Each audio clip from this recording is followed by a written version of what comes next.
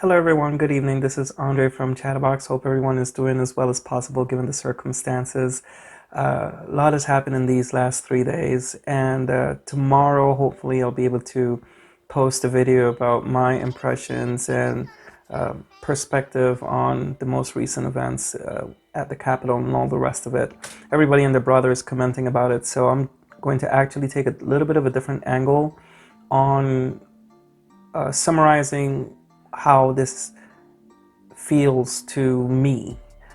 But what I wanted to jump on here real quick was to talk about that famous Blue Lives Matter hashtag.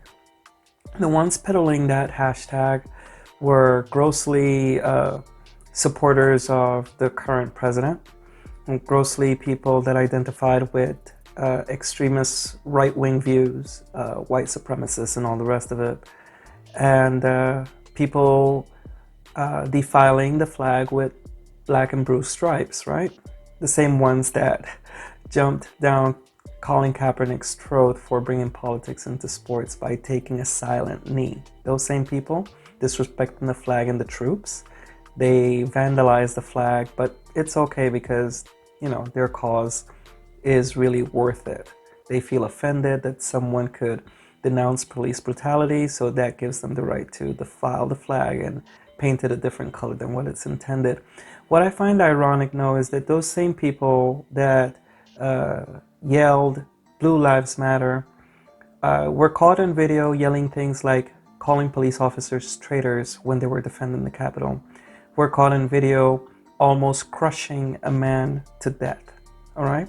So do blue lives really matter to those people? And this is why I say one of the things that we need to focus on if we're really going to move forward, like the current president-elect Joe Biden says, is that we need to have an honest recognition of the legacy of white supremacy and what is living, the terror that a group of people live here under constantly, just for the being of a certain color of skin. We need to be honest and frank about it, call it by its name, address it, and not only that, but deal with it, not only with education, but with exemplary punishment as well. These people they killed an officer of the Capitol, and they almost killed another one by crushing him to death. And in the same wake of all of that mayhem, they actually did crush to death one of the Trump supporters that were storming into the Capitol right there at the same place. So all of these hashtags that reprehensibly came out in response to a plea of equal justice under the law and equal treatment.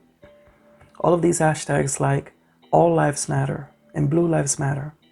Well, yes, a couple days ago, those same people yelling All Lives Matter and Blue Lives Matter showed to the entire world that they don't mean any of it, that no lives matter to them.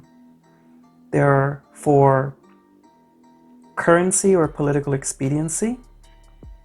As an attack, they would use those hashtags, but they don't mean a word of it.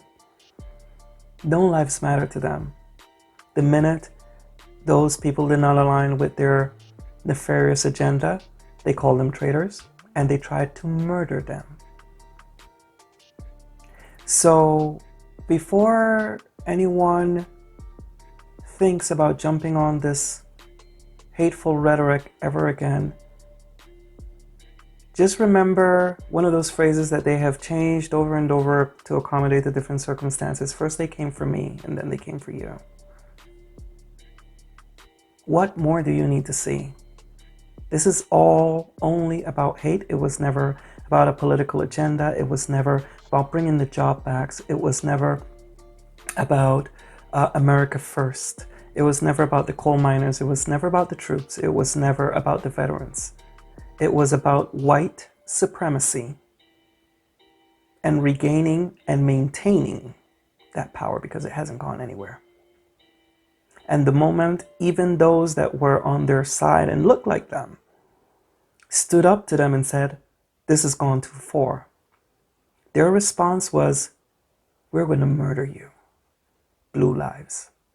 You no longer matter. And they proved it.